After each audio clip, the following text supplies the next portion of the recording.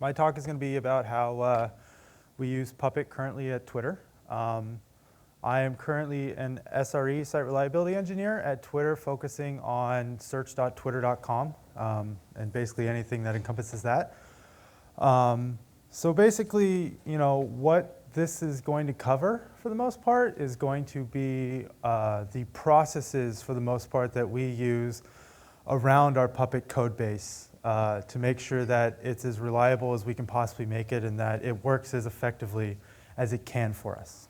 I'm not going to go too much into detail about how we do certain things on the Puppet master and things like that, because for the most part, the Puppet docs describe that in a good way, and they really are the best place to go for any of that. So a lot of the times when you hear about Puppet, you hear about dealing with your infrastructure as code. So if you're going to look at your infrastructure as code, then you're going to want to treat that code like your developers would treat their code. You want to make sure that you have processes in place so that if things happen, you know how to roll them back. All of your developers should know what the workflow is to go from a new idea for a module into a module running in production. You want to make sure that you have all of this in place because it just makes the process easier, and it makes it easier to onboard new employees, but then it also makes it easier to deal with things when things go wrong. As a big company like Twitter, who has a massive footprint on the internet, when things go wrong, people notice.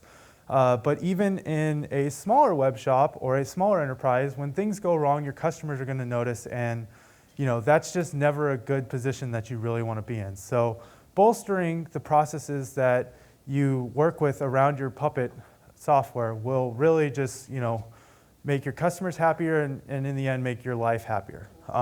So pretty much the first one seems kind of standard for almost everything we do now, is to make sure that your Puppet code enters version control. At Twitter currently, we use Subversion. Our code base is quite old. It's about 4 years old now for Puppet. We use Subversion because back then Subversion was the big source control repo to use. Subversion also is good when you have things like large files. Git keeps all of this in a central history on your local machine and can become a major pain when you decide to delete or update these large files. It's definitely doable with things like sparse checkouts and things like that, but Subversion can just make some of these things better. Really, though, it's all about using what your company feels comfortable with using as from a version control standpoint, whether it's Subversion, Git, Mercurial, CVS, whatever.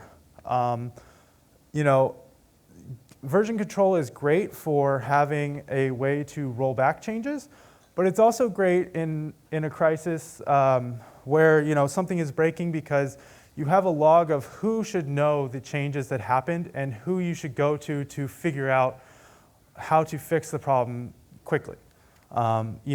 We don't use this for blame. We don't care about blaming people really for the problems that occur.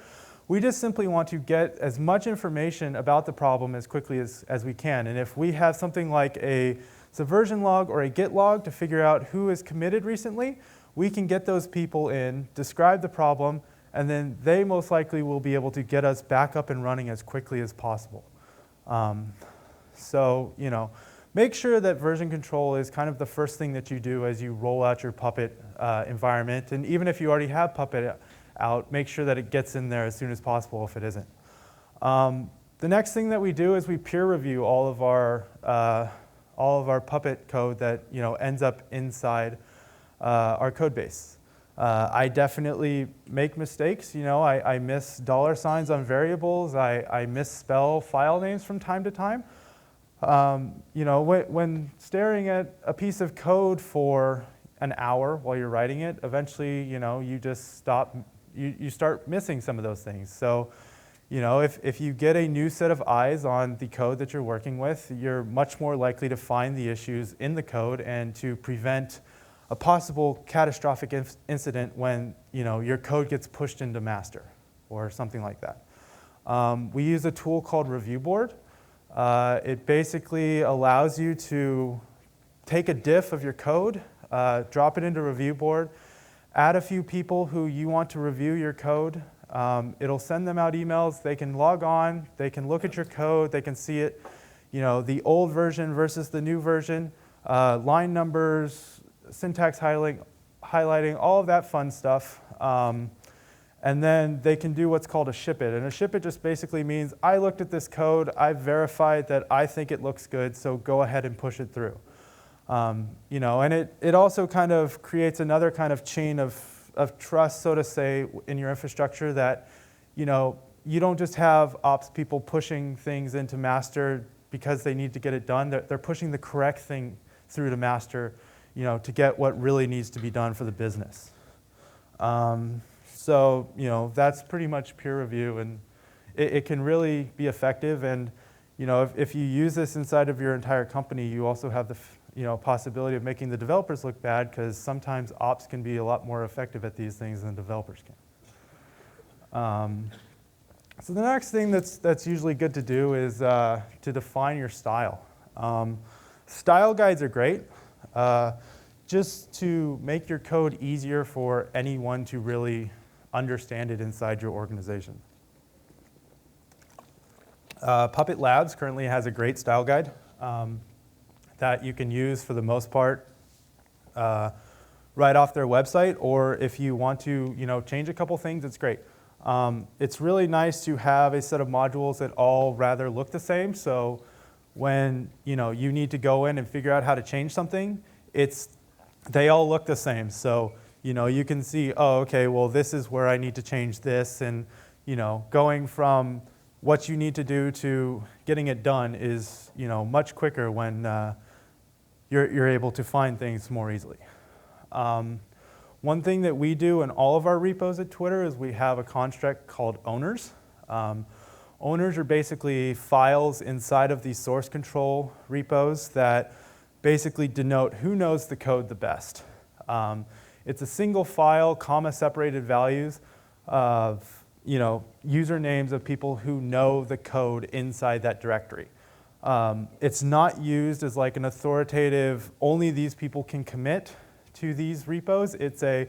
These people know this code, so you should probably have them check it out before you push your changes into the master. If you're one of them, that's great. Then you already probably know the majority of the people inside these files, so it's easy to get this pushed into code review, and to get a couple of people in these files to give ship-its. I have an example of how we kind of use owners now.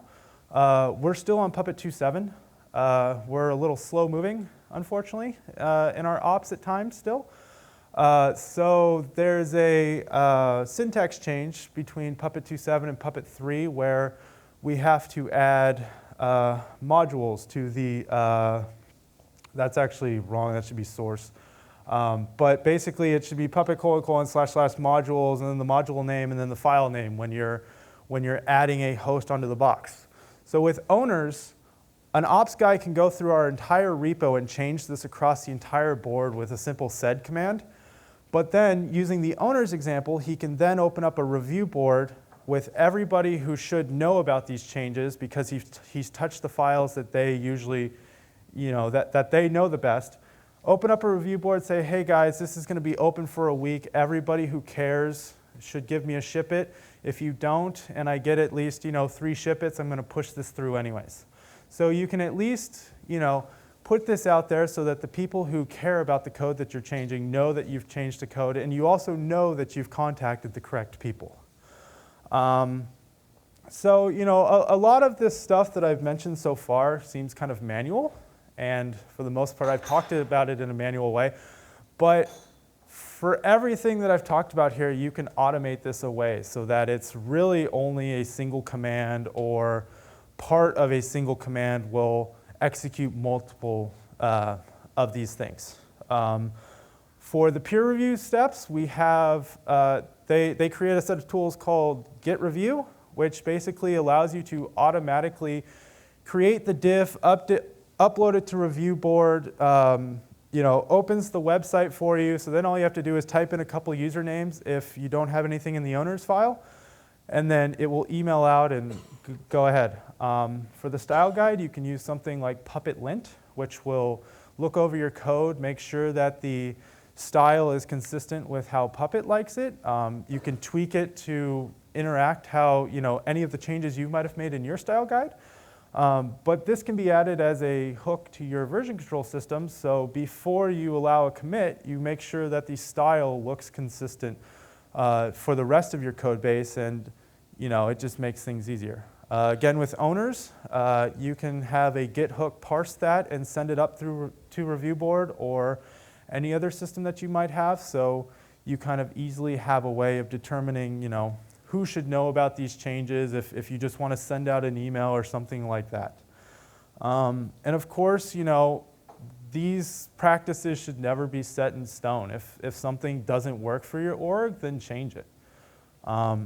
If you're just doing something because someone like me said to do it and you don't really see it improving your organization, then don't do it. All of this stuff should really just make your lives easier and to make your Puppet code better in the end. So for the most part, that's kind of the main set of processes that we have built around Puppet from a dev standpoint. For the most part, they don't add a lot of overhead in my day-to-day dealings with Puppet. They're all pretty much wrapped, and I have to do them anyways with the majority of our code bases, whether I'm editing something that's going to go into a web service or I'm editing something that's going to go into a Puppet module. It's pretty much the same process across the board. So it really makes kind of what the ops do and what the devs do the same thing. So even if our devs wanted to update a Puppet module, they can, and they have the access to. But they already know all the tools and our processes that we go through when we deal with these. So for the most part, earlier, gentleman over here asked about dealing with Puppet and breaking things as they enter production. So what we do is we have a set of branches set up that differentiate different environments within our infrastructure so that we can kind of propagate changes over time into production and not just simply rush things directly to go and collect our $200. So we currently have a 3-branch setup. Our first branch we call head. It's the master branch in Subversion. It's basically our true testing branch. Anything that you're creating for the first time goes directly into here. Pretty much, this is our most volatile branch, and this is the branch that can break and will break from time to time, but should never stay in a broken state. Usually, you'll only have like 1 or 2 systems on this branch while you're testing out a new Puppet change, and then once that's pushed up and through, you move those systems back over onto the testing branch, also known as Canary in our infrastructure. When we deploy code, we push out to a subset of systems inside of our services called canaries. That simply, run a new version of code for a few hours. We run some monitoring against it, and once it's determined to be good, then we push out to everything else. The same goes with our Puppet stuff. This is a subset of our services that take in new Puppet code after it's been pushed through to head and allows it to run for a few hours to a couple days, just depending on kind of the breadth of the change. If you're making a simple add this file to this host, you might run it and make sure that Puppet runs well a couple times and continue pushing on through. If you're making a big DNS change that's going to affect your entire infrastructure, you might want to leave that change on the Canary DNS servers for a couple days. Make sure that nothing huge breaks, and then once that goes, you push through up into our production branch. The production branch pretty much runs 99% of our systems. It's probably closer to 99.9. But pretty much the process of running all of your code through the prior two branches should really limit any breakage that ever happens to this branch. I've been at Twitter for about a year now, and I haven't really heard of anything that has propagated into production and truly broken it to where we've had problems since I've been there. So the kind of branching constructs do definitely help. With something like Puppet environments, it makes this quite easy to deal with as well. So this is pretty much our workflow for the different branches. So you develop on head, you open up a review board. Once that review board gets a ship it, then you commit it. Once it's committed, then you have it on a single set of systems, and you can begin your testing. If you find a problem, then you can go back up to the top, develop, make another commit into head to make sure that the module that you're working on is what you're really looking for.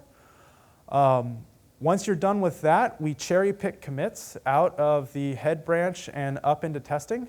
So we have a tool that we've written that basically you give it a commit ID and you give it a branch, and it will automatically pull those changes from the head branch up into testing or up into production, whichever branch you're going to. And it's quite easy.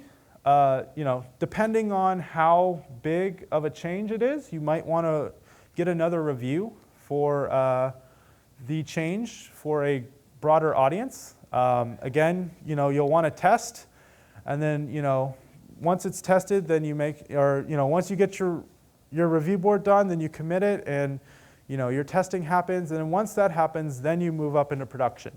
So you've basically tested this code twice, and so by the time it gets into production, you should have found 99.9% of the easy failures that you can find. There's always the possibility for some strange thing to happen and to break in the end due to a large number of systems suddenly working together. That's very rare, but this process can't prevent everything from being found, but it will find the majority of what you're truly looking for and what you want to prevent from getting in and breaking things. But it could be better. One of the problems that we have is that we have changes made on our head and testing branches that never make it into production. We feel that for the most part, head and testing should diverge from production for very small amounts of time. In the end, they should all look the same unless somebody's making a change. And that, unfortunately, doesn't always happen because, someone might be making a change on a Friday to test on a Monday, and they come back on Monday and they've thought of a completely better way to do it, and they don't revert their changes. What we try to mitigate this by sending out emails.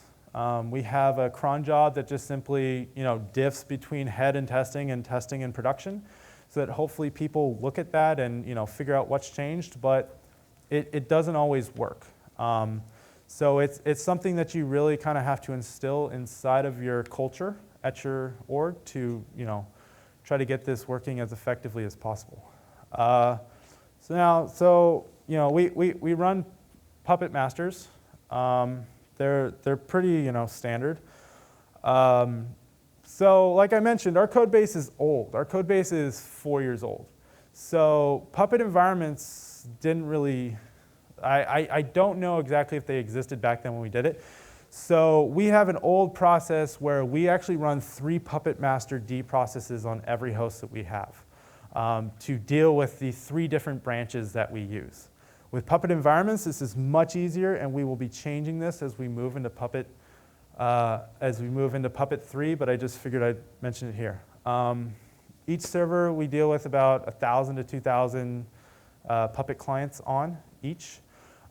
We currently run a cron job for our Puppet agents, which basically hits the server every 30 minutes. And then we also use round-robin DNS as we to access the Puppet masters from the clients, since we horizontally scale out our Puppet masters. Uh-huh. How do you manage certificates? Right now, we mainly just do auto-signing, and it auto-signs every time it talks to it. And how do you tell the Puppet agent which Puppet master to talk? It's all done through round-robin DNS. So as far as whether it should get the code from testing or production? I'll talk about that later. So we use an ENC. It's basically a Python script that talks to an internal tool that we have called Autobahn. If you ever see Twitter, we're really big into birds for one reason or not. Autobahn is basically a directory of like every bird ever. So I guess it kind of goes with our infrastructure. But basically what it is it's just a simple REST API where we can drop values onto quite easily. We have a command line tool that allows us to update it in single shots without any difficulty. We can pull down all the hosts in a role. We can look at all the different attributes and groups that they have and kind of join them and dismantle them and do kind of all the magic things that we want to do with it. And originally Autobahn was pulling from our Puppet repos to get things like roles and all that sort of thing. But we've actually flipped it to now where Puppet uses Autobahn for all that stuff, and Autobahn becomes our one source of truth inside of our data center. And that's really what kind of your ENC backing should be, is that it should be the source of truth for your infrastructure that you have. So basically, in Autobahn, we have 3 core constructs. We have a set of facts. These are mainly deprecated currently. We used to pull them out of Factor and into Autobahn. We now have other processes that do that for us that work into our Pixie booting infrastructure and all that stuff, because those guys felt that they wanted to do it a different way.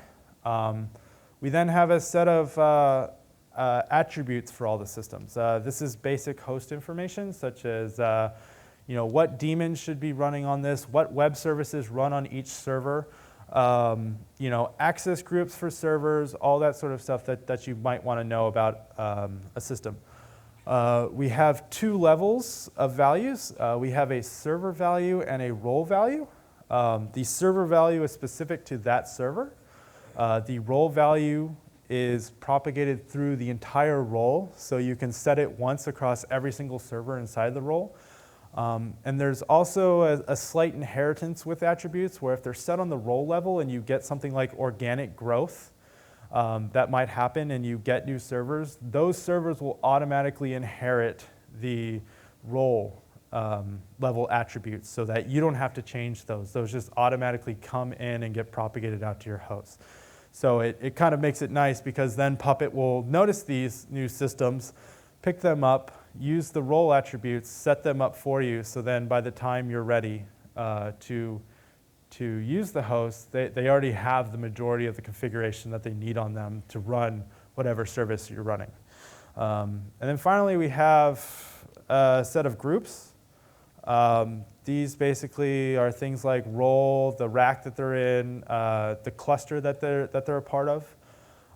These are not inherited, so we sometimes use these as ways of preventing hosts from actually joining a cluster until we tell them to.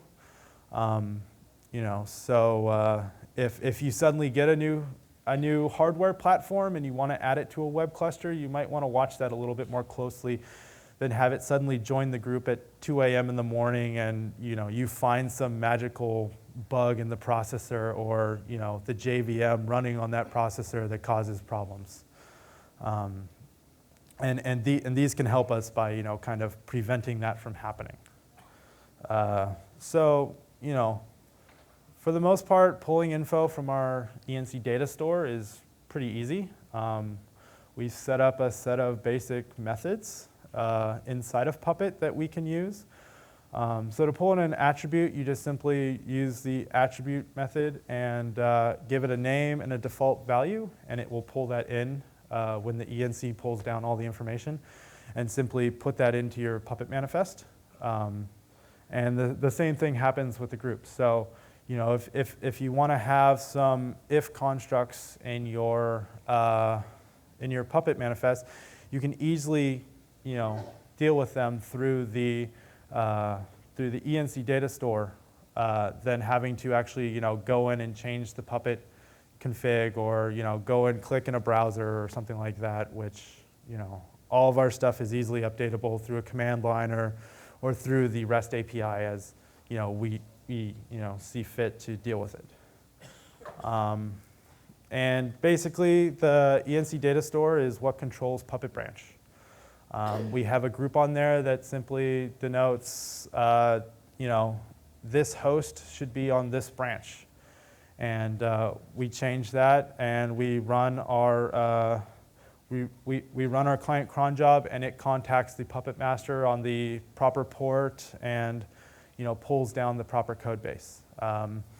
It's a single command to change this, so it's really easy with kind of the constructs that you might need if you're dealing with a multi-branch infrastructure. So next, moving on to the agents, we don't use the Puppet agent currently. We just simply run Puppet applies. So the basic kind of construct that we have is we find the branch that the host is using the ENC data store locally from the host. From that, we get a port that the master is listening on for that branch. We then find a Puppet master. We do a basic health check based on what we get back from the round robin DNS by pulling down the CA cert. And then finally, we run a Puppet apply with a core set of arguments that we want on the master hostname and port that we found. It's a bit confusing now with the Puppet environments. It's most likely much easier to deal with. But like I said, this code base is rather old, and we just haven't updated it until we update to the Puppet 3 styles. So as you go to 3, are you going to upgrade to Apis as well then? I'm not totally sure about that. I'm not dealing with that for the most part. We have a core ops group that deals with that. I have a feeling that since environments make things easier, we probably will. But I'm not 100% sure. Okay.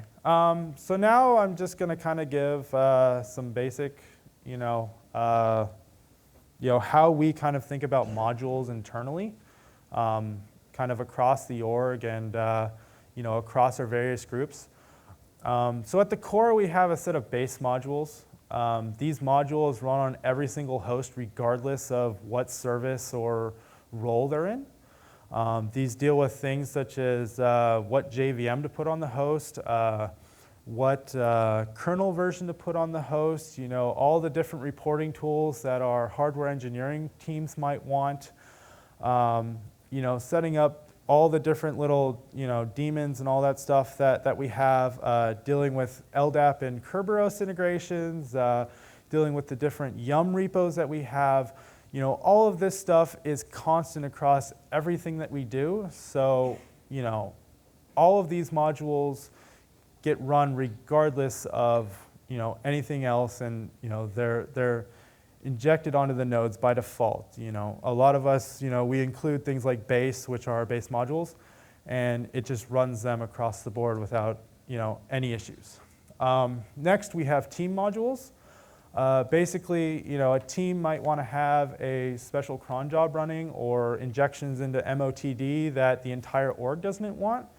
So we try to build these modules as, kind of the next step into the service modules, which are, kind of individual modules for almost every service that we run. These, for the most part, can be really basic as, they'll set up things like Monet, which we use internally. They'll also set up kind of the directory structure that we use for our deployments, as well as things like log rotate and anything else that the service might need as it's running.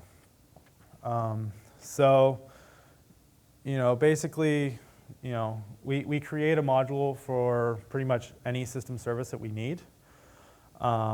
We chain these together.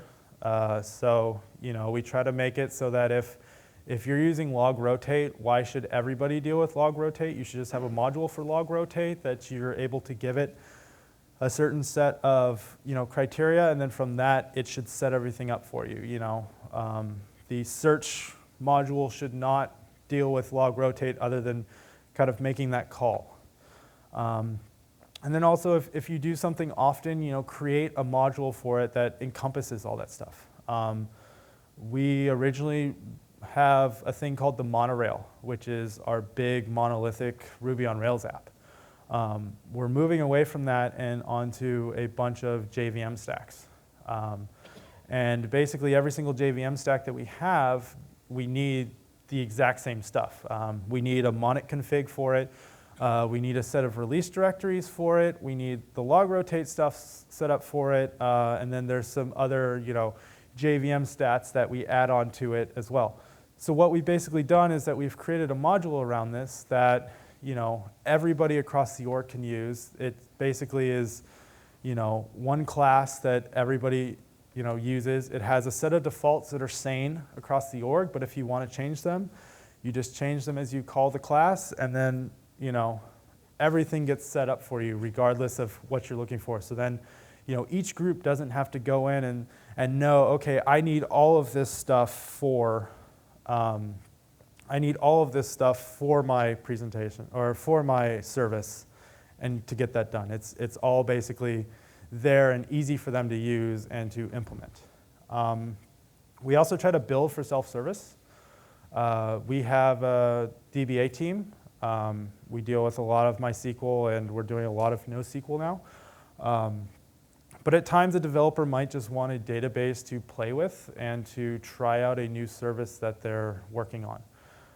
So what our DBA team has done is basically we can include the MySQL module in a role, and then we can set one attribute on our host. And after a Puppet run, we will have a fully, we have a fully set up and runnable MySQL database on any host, so that the developer in staging can have full access to it, do any of the changes that they want, completely destroy that database as much as they want.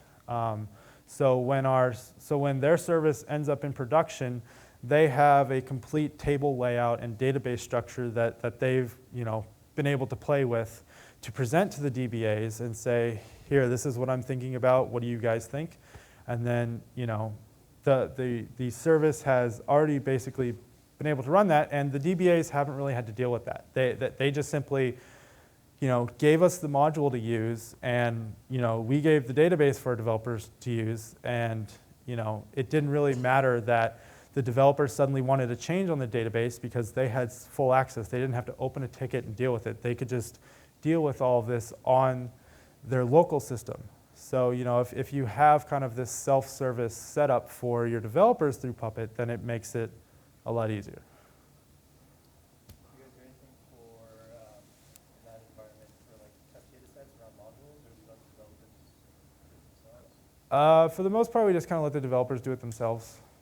For the most part, the development is separate from Puppet, so we just give them a basic MySQL setup that they can just kind of use and create databases and tables with, just in an environment that won't affect anything else, and just kind of gives them the control that they're looking for, that they feel that they need. Does that answer it? Okay. So yeah, so for the most part, that's kind of our core constructs. We're always kind of looking to, improve our infrastructure. We're looking at Puppet 3. It's something that probably should have already happened, but other things have kind of jumped in front of it and taken over, unfortunately, for our ops people. There's also the possibility of moving, away from something like Subversion and something into Git. With Git and the feature branches, it might, we might have an easier time of, dealing with people who want to make radical changes, doing so in a feature branch, and then serving that out some way. I'm not totally sure whether or not we're going to be able to figure out a way to do that or not. We have another developer looking at RSpec Puppet, which, adding testing to our code base would be great. And it's something that, our developers do a lot of, so we feel like we should kind of do it as well. And then, there are just always kind of little nagging things that we find that, as a group, we try to fix and, and just kind of improve the efficiency and the reliability of our Puppet code base as time goes on. And, those little things are, what you always kind of need to look out for and always need to deal with. And that's about it. How frequently are you pushing new or promoting new application update or changes? And then related question, like how frequently does that trigger an update to the public? Do you mean how often are we like changing modules and stuff? Or Second question, yeah, the first question is like how frequently are the developers kind of pushing new stuff? we're across the entire org, we're probably in the thousands of changes a day now. If you look at like individual commits, what I deal with, when I do a deploy, I can push out anything between 10 and probably 150 commits. And we don't currently use Puppet for our deploys. We use Capistrano, and we're also moving to a system called Mesos, which is like a container base similar to Google's Borg. Since the majority of what we're moving to are JVM services that all look the same, and we just simply drop a zip file on and execute the JVM. So we don't have a lot of Puppet changes there. The Puppet code base probably changes, nowadays probably 5 or 6 commits a day. But those can vary depending on what it is. It could be a big DNS change where we're adding a completely new zone. Or it could be a small little, I'm changing the name of this file to pull over.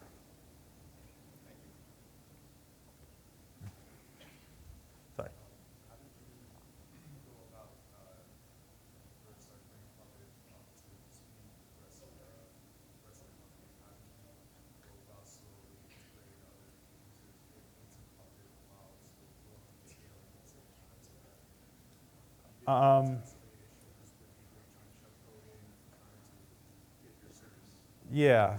Can you repeat the question? Yeah, so the question is basically kind of how, from a people's perspective, we've scaled Puppet from bringing on new employees and that sort of thing.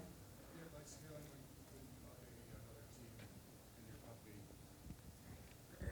So more or less, it's when other groups come looking to you for Puppet, what were some of the more core ideals when you first set up Puppet to bring other teams in? How would you say quicker and with less problems and less headaches? Well, I think for the most part with something like the peer review, it becomes a lot easier to kind of deal with.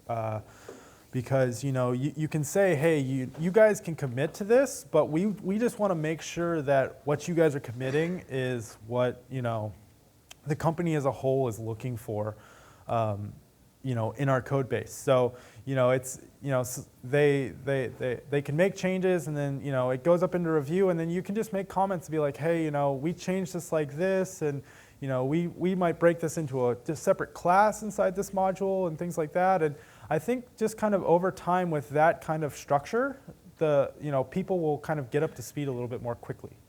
Also with things like the style guide, you can kind of point people there and be like, hey, this is, how we do things. The Puppet syntax isn't that hard.